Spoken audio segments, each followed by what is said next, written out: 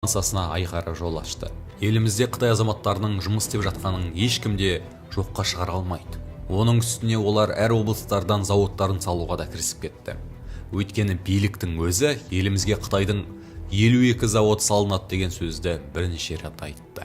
Тағы бір мысал, басқа мемлекеттерде өз жері мен отанын қорғаған патриот батырларын марапатқа бөлеп, қадірлеп қастерлейді. Ал бізде елім, жерім деген патриоттар мен қоғам белсенділерін репрессияға ұшыратып түрмеге жаппай қамайды. Бұл нені білдіреді?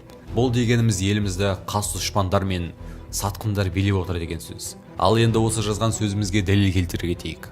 Қазақ диссиденті Кәрішал Асановтың кітабында былай жазылған. 1943 жылы Шамалғанға шешесімен еріп келген 3 жасар бала. Оның аты Нұрсұлтан болған. Шешесі ол баланы қалмақтан тапқан. Содан Шамалғанға келіп Әбішке тиген. Нұрсұлтан шапырашты емес, Әбіш шапырашты. Ал Нұрсұлтан таза қалмақ. Қазақ диссиденті Кәрішал Асановтың кітабынан. Сенбесеңіз, 2015 жылы Нұрсұлтан Назарбаев ешкімге білдірмей, тып-тыныш түрде Ресейдегі өз ұяластарына, Қалмақияға қандастарына барып келген. Және олар оның әкесі қалмақ екендігін біледі деп жазған.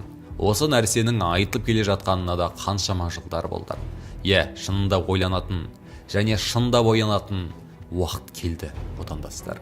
Демек, шынында қазақтарға Назарбаевтың өшігетінде себептері бар. Өйткені кезінде біздің ата-бабаларымыз қалмақтармен соғысып, оларды жеңген жоқ па? Ал Назарбаев болса 30 жылдан бері бізге астыртын құпия соғыс жариялап, ел мен жерді сатып түгін қалдырмай тонауда.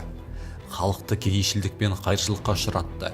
Жоқшылық пен кедейшіліктен халық әбден азғынданды, азып тозды.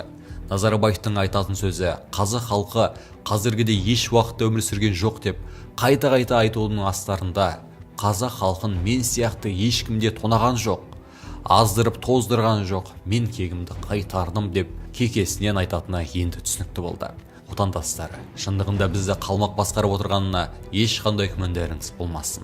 Біз қазақ халқы Қытай экспансиясына қарсымыз. Біз Қытайлардың Қазақстаннан шығып кетуіне тура 1 ай уақыт береміз. Осы уақыттың ішінде олар өздерінің зауыттары мен жұмысшыларын жиып-теріп елімізді тастап шығып кетуі тиіс. Егер де Қазақстанның билігі халықтың осы талаптарымен келіспесе, онда олар да Қытайлармен бірге Қытайға кетсін.